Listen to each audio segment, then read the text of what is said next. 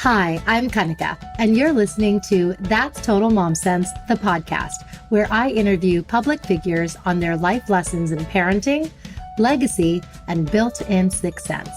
Hey, what's up? I'm Kelly Rowland, and you're checking out That's Total Mom Sense. Hi, this is Chelsea Clinton, and my experience on That's Total Mom Sense was fantastic. It's me, Bobby Brown. Can't wait to share my story. Thank you to my guests, brand partners, community, and you for making this show possible. Episodes release every Thursday wherever you listen to podcasts. You can join my tribe by logging on to thatstotalmomsense.com and by following me on YouTube, TikTok, and Instagram at Kanika Chadda Gupta. Now let's dive in to today's episode. This episode goes out to all the children of immigrants, whether you're first generation or second generation, and specifically those who are Desi or from South Asian descent living in the US. We have had a very distinct childhood and exposure to our culture, and it's beautifully illustrated in author Priti Tanna's book, I Married a Coconut. I'm going to call it our very own Eat, Pray, Love, because it's this beautiful coming of age story where Priti is straddling two worlds, and she goes to Bali too. Priti Tanna is a creative strategist based in New York who thrives on discovering imaginative solutions to both professional and personal challenges. With her love for yoga, insatiable curiosity, and global perspective shaped by extensive travel, she imbues her work with mindfulness and connection. Through Priti's unique blend of critical thinking and innovation, she inspires individuals to embrace their authentic voices and discover a profound sense of belonging. Priti constantly seeks new avenues of self-expression and meaningful relationships, infusing every interaction with glimmers of joy. Priti, welcome to That's Total Mom Sense, the podcast. Monica, hi. It's so fabulous to meet you, and thank you. What a lovely introduction. Oh, you're so welcome. I want to give a shout out to Nirja Patel of Nirja PR. She made this happen. Mm-hmm. We love you. Love and you. Yes, and I want to also shout out Ami Tucker. We haven't met yet, but I listened to your episode on Tuckered Out, and it was epic. I love that you two are long lost sisters. We are. Like being a fly on the wall. I was like, this is awesome. This is electric. This doesn't happen often. So no, I mean, Nirja, what a wonderful meet that happened just out of nowhere. And I love those connections that bring so much to your life. So Nirja brought Ami and now you. So yeah, thank you, Nirja. Yes. And, offline, we got a chance to catch up. And of course, we have common friends. And so another one is Amita Vyas. Yeah. Which, Natasha, if you're listening to this, can you believe it?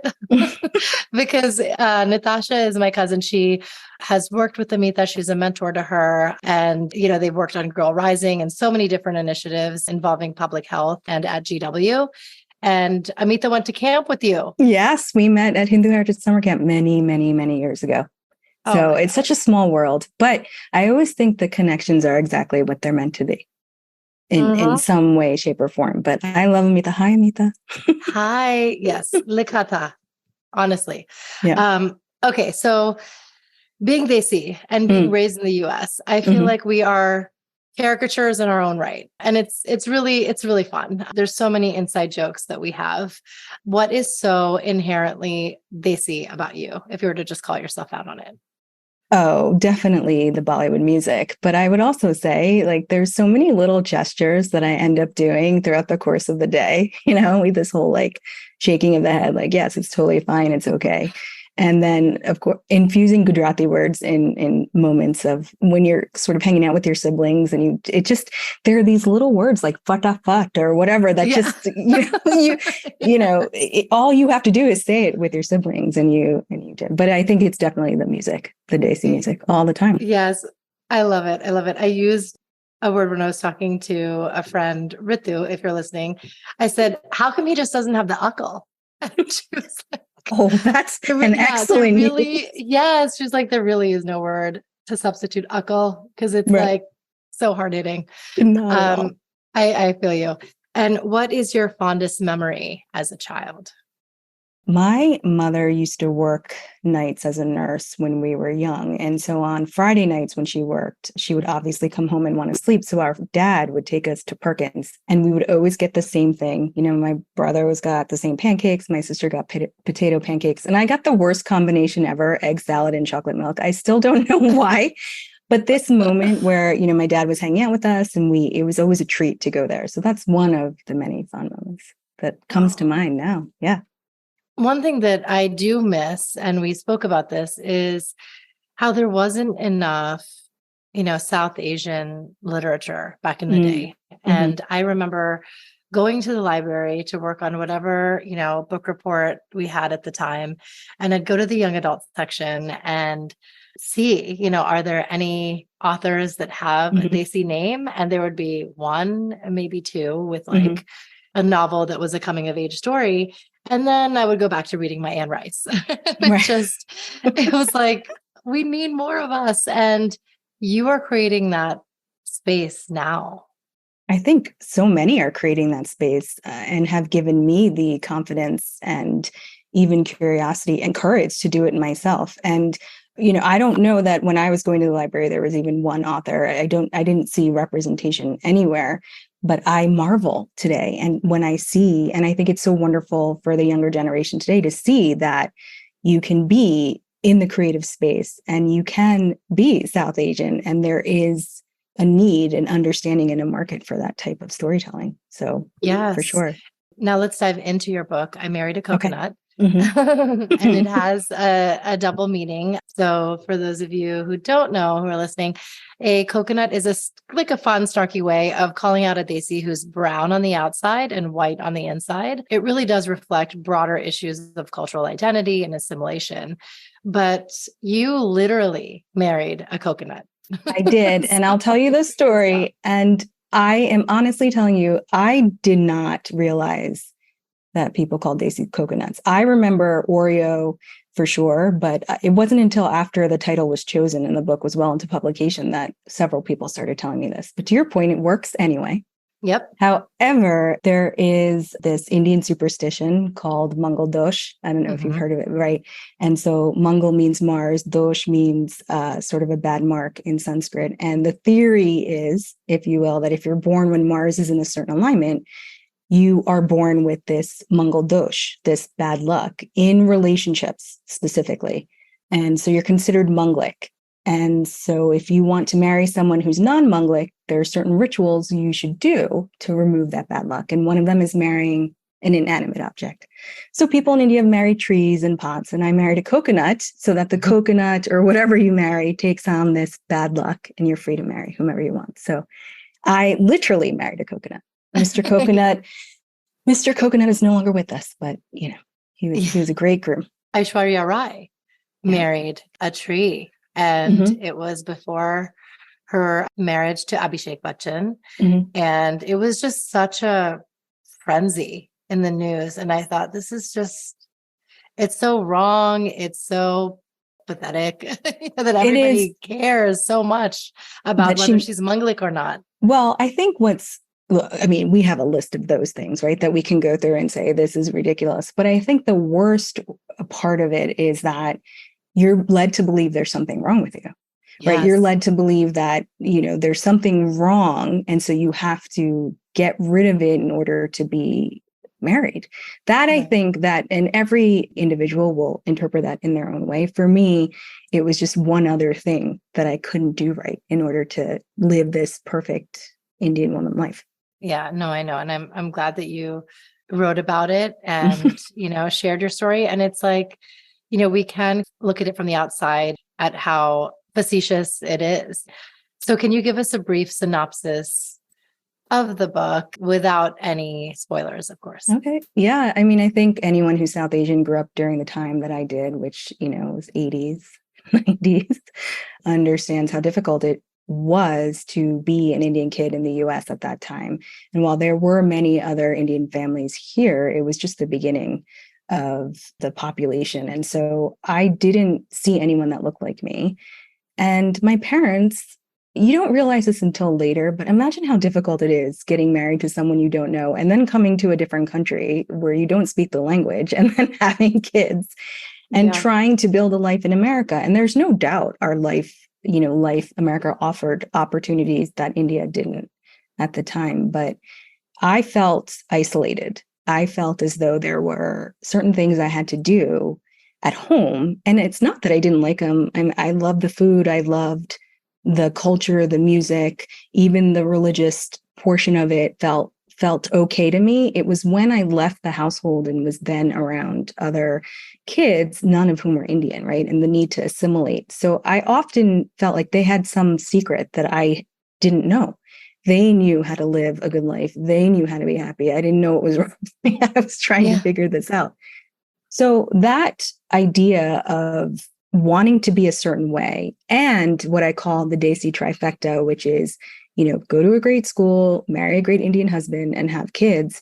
That was my vision and my goal without ever asking if that's what I really wanted, because that's what I assumed everyone would do. And as I got to the age of marriage, all my friends did it. It wasn't as if there were a bunch of us saying, no, I'm not going to get married, So it really was an exploration for me. What started as asking why am I different or what's wrong with me?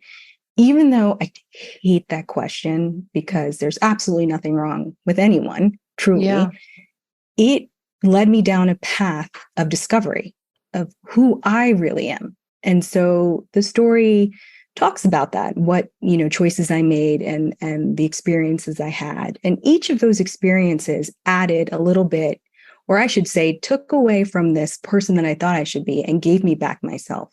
So the story is, it's life. It's that journey and ultimately how that journey ends out, at least to a certain point in time. And along the way, there's everything that life offers, love and loss.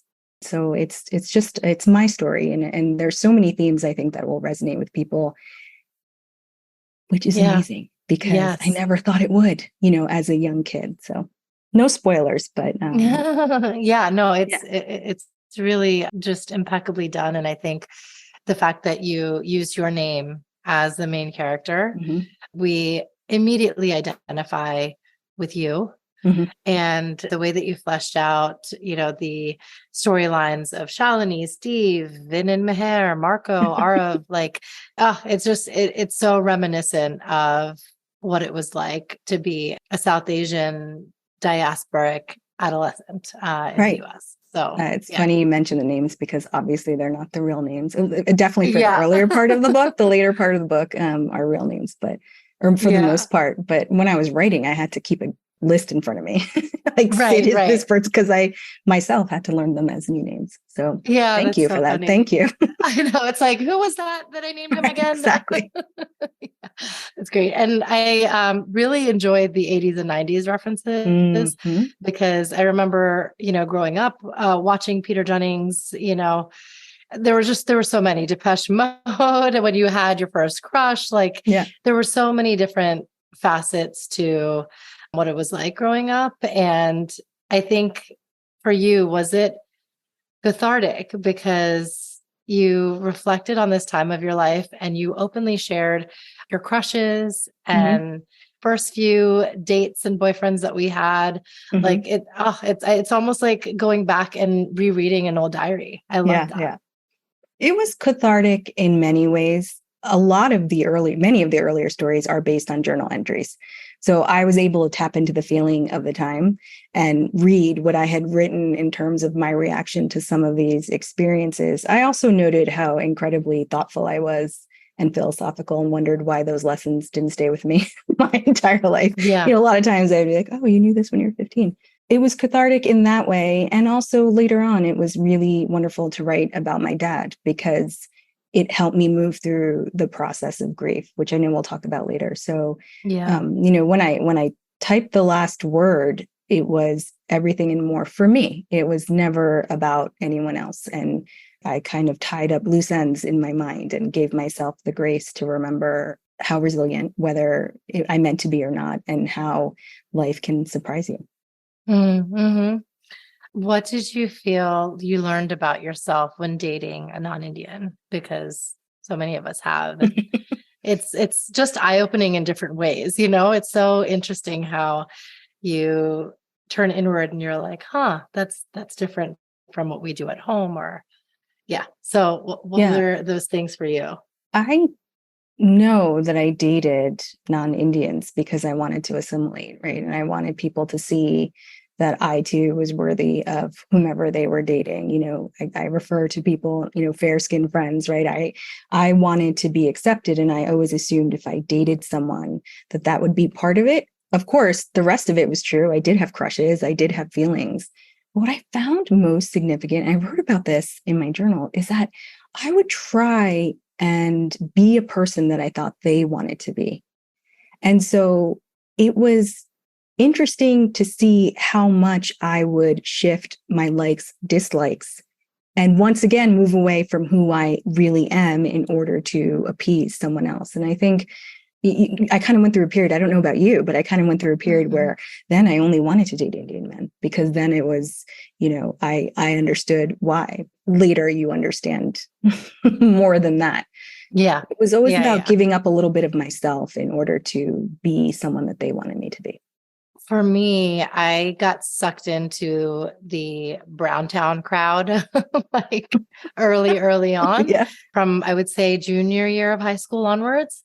I don't know. I don't regret anything, but I do feel like it was a little bit of a myopic view. And just because I wasn't popular with, the jocks and the cheerleaders in school, I was like, I feel I was still well liked. Everyone knew me and, loved that I had my National Honor Society like peeps, but it just, I just felt like I identified more with Indians. And then once you're down that path, that's exactly what you seek in college. Yeah. And then it's like, oh man, there's this whole other world that I didn't open up to, Well, it could go either way, right, Kanika? I mean, that was most of the year. And then I went to summer camp where I was embedded with all South Asian brown kids, and I loved every moment of it.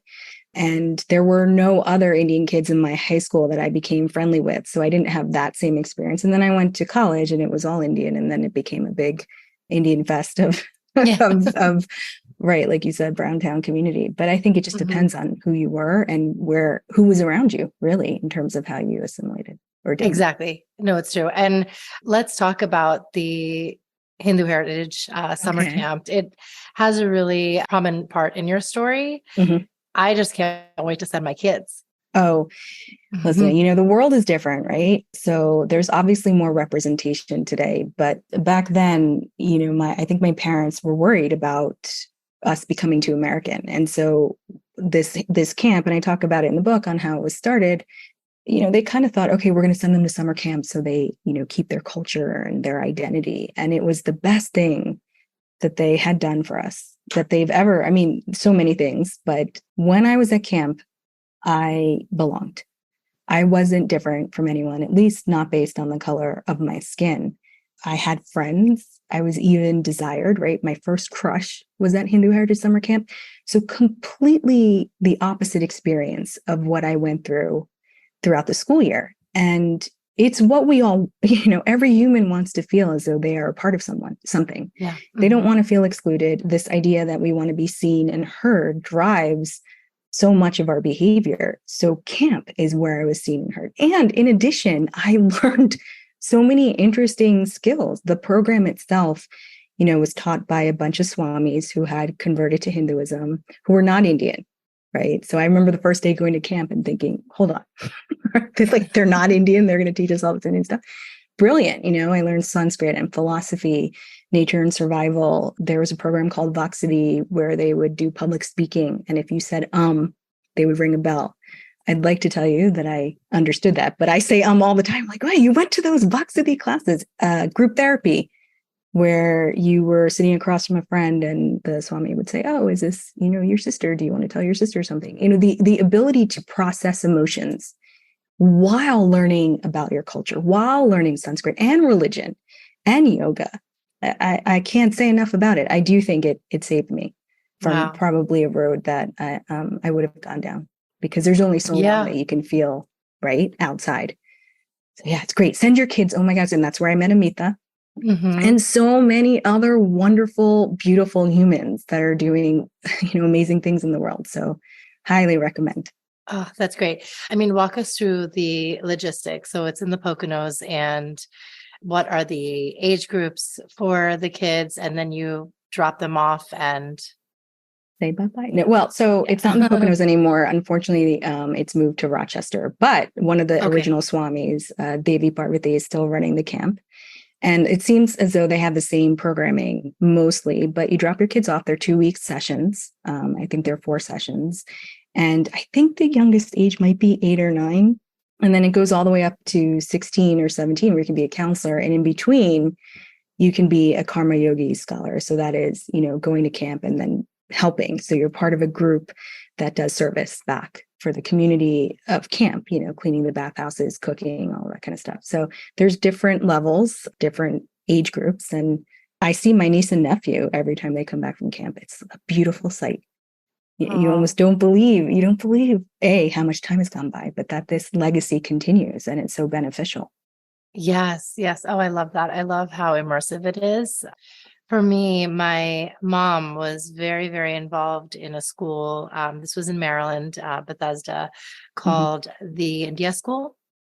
And it's been around, I want to say like 45 years, 50 years now. But that's where at age 5, I learned Hindi, Hindustani vocal music, and kuchipudi, and continued for 15 years. And it was so instrumental in the arts that I'm drawn to. I still dance. I feel like that foundation of Indian classical has made me appreciate, all forms of dance so much more as an adult. I can tell which rag is being sung, and love teaching my kids bhajans.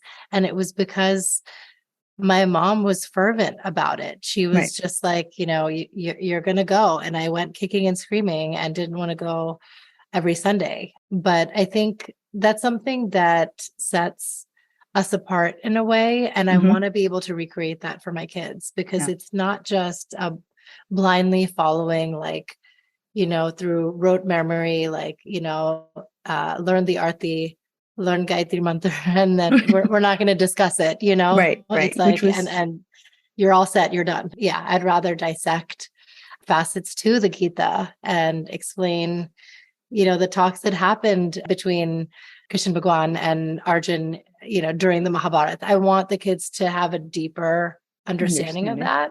And it really does fall upon the parent to have an interest, and then to pass it on. And so how can you help kind of galvanize this generation of parents to reconnect, if you haven't already, and then pass down something to this next generation?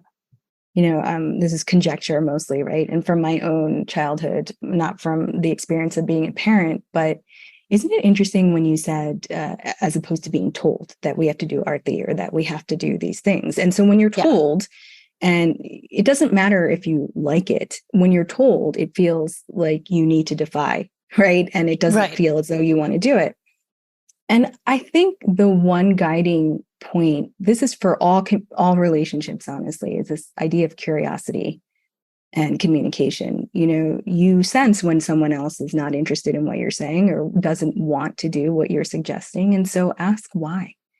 Doesn't mean that they don't have to come to Arti or they don't have to do what you want, but just this idea of asking, well, why not? What's the pushback? And I think it puts the other person in a position to answer and maybe think, okay, well, I don't really have a reason. So yeah, I think many conversations with my parents would have gone differently if they picked up or sensed on an emotion that maybe wasn't positive and asked why not, and of course they did in certain experiences, but not when it came to, we have to go to the temple, we have to do this, we have to, not lose our culture, not lose our language. I remember doing yoga teacher training, and the teacher told us a story about a monkey who gets his hand stuck in a coconut. And he gets his hand stuck because at the empty coconut shells in the very bottom, there's like a little sweet piece of coconut. And he's so desperate to get it that his hand gets stuck. And so finally he realizes that if he just lets his hand go, the hand comes out with the sweet piece. And I always think of this story when anyone is resistant, ask why and let go a little. And you never know, Exactly. No, that's so great. And I mean, we can't, fault our parents for this Right. because that's how they learned. And they kind of were like, we're going to copy paste because we're in a whole new society and surroundings that, and we're going to stick to what we know. Right. Exactly. And what's worked. Yeah. We all do that. Yeah. Now let's talk about their life lessons that they've imparted on you. Is there something that really sticks out that you're like, this is just how I live my life now? Yeah, there are two. One I detested as a kid, and that's the idea of discipline. My father, now we talk about discipline as one of a great asset, a great skill, but this idea of consistency and discipline was something that he enforced very greatly. And I wouldn't have said to you when I was a kid that I would have any interest in that. And it's served to be one of my most useful, beautiful skills. And the other thing is they always were kind to everyone. It didn't matter, even if they were on the phone trying to get, a customer service and the woman wasn't understanding their name, in every situation, they always said, just be the bigger person, treat them with respect. It doesn't matter what they do, it matters what you do. And so I think those were the two that really, of course, many more, but yeah. That's wonderful. And is there a mom sense moment that, your mom had that you're like, ooh, that was spot on? So when we were very young, went back to school for nursing. I mentioned she worked nights, and her whole, at the time she would say, it's really, important. I don't need to, but it's really important for you to be financially independent. And that I thought was an interesting aspect of our dynamic, because I saw her work very hard, and I used to think, why is she doing this? It's difficult. And of course, another income is certainly helpful, and it was very instrumental. But the other thing I noticed, which I don't know if she meant in part, was she created a space for herself. She created a space that gave her an identity and friendships that still are around today, where she could be who she really is. Because so often in households, especially back then in my parents, the dynamic is, the father or the husband makes all the rules, and then the mom is sort of, goes along for the ride. We won't get into too much of the generational sort of practices, but I thought that was remarkable. Yeah. And I don't know that but that was to me the moment where I thought, okay, well, she's cool. Like, she's gone out and done this thing.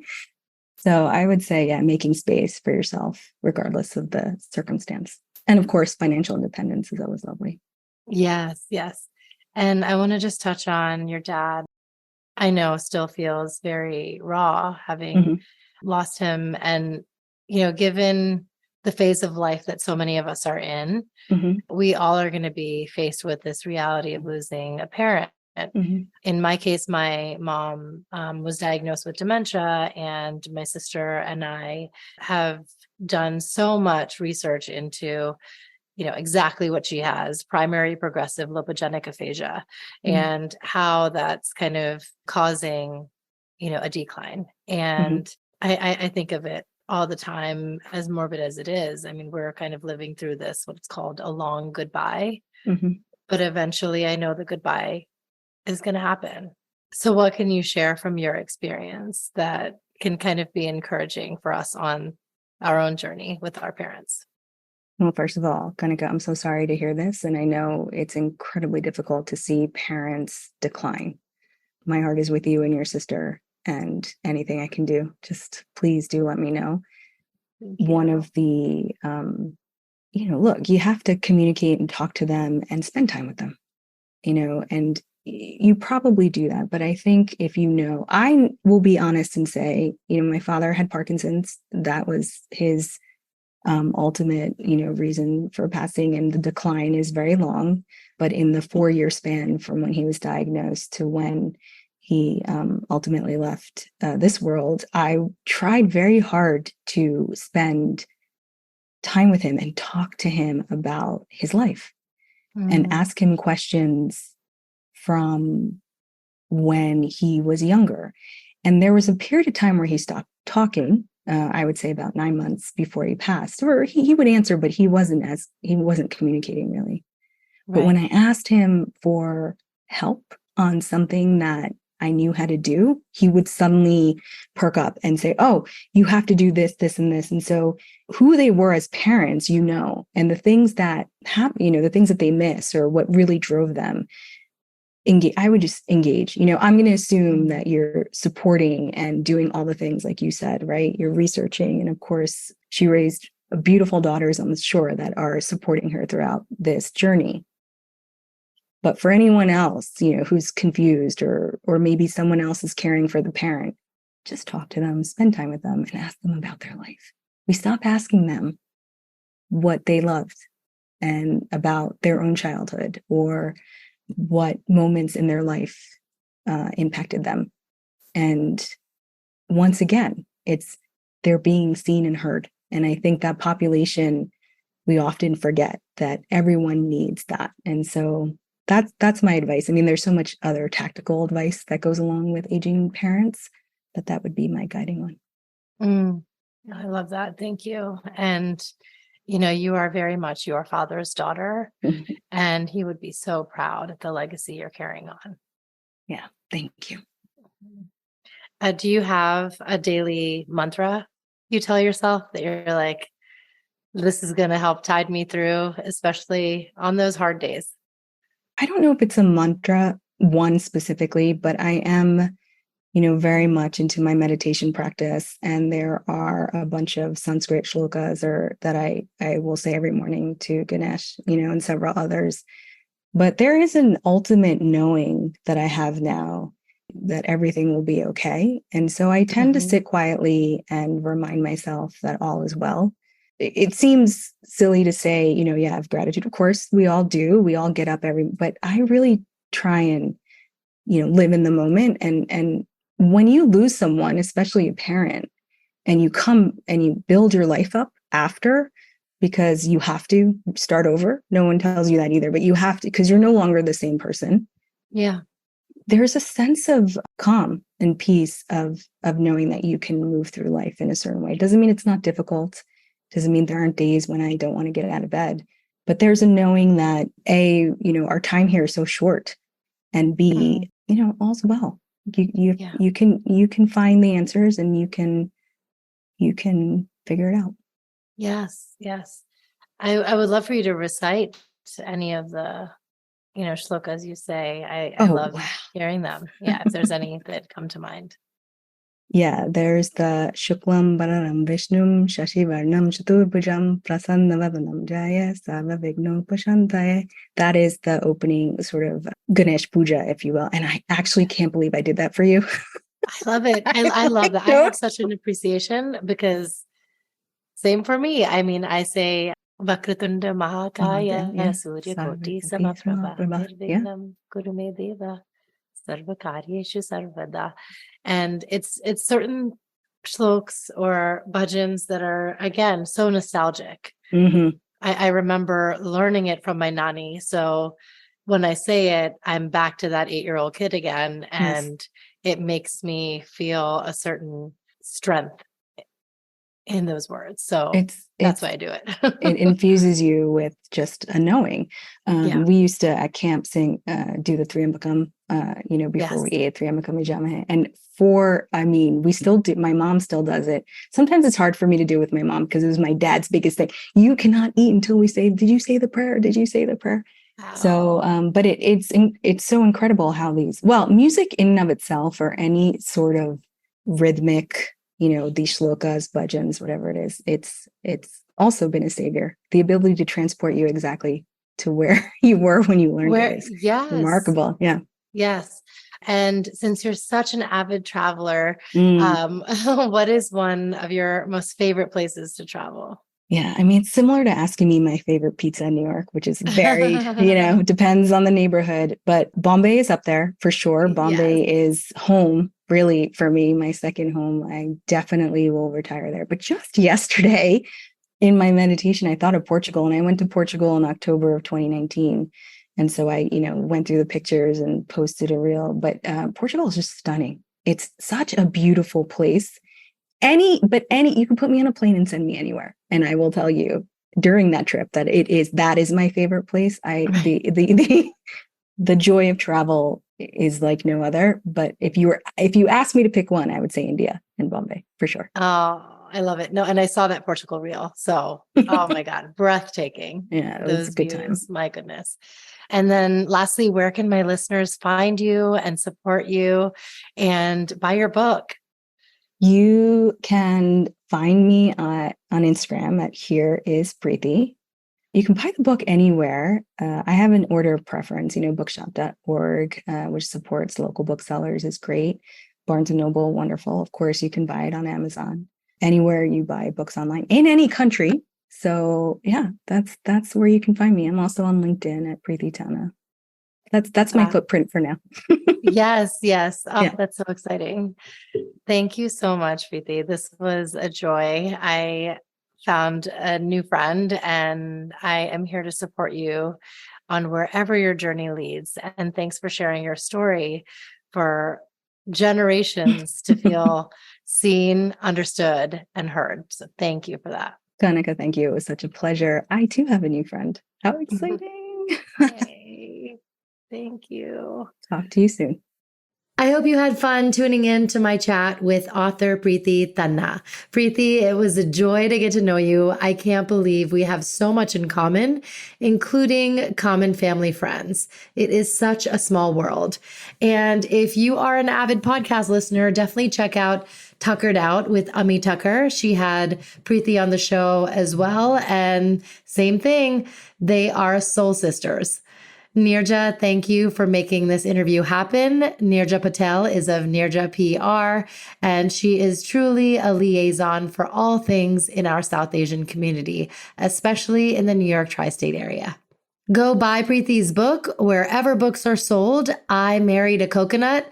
I love having this book, and I can't wait till my kids are old enough to read it.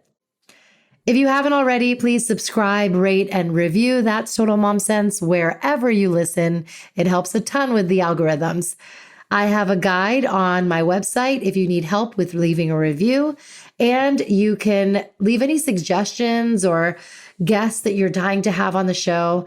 I love to hear from you. You can email me at thatstotalmomsense@gmail.com or log on to my site, thatstotalmomsense.com. You can follow me on all the platforms at Kanika Chadda Gupta. I post YouTube shorts and highlights, and I'm very active on Instagram. Same handle. Remember, always trust your mom sense and dad sense. Stay strong, super parents. I'll see you next time. That's Total Mom Sense.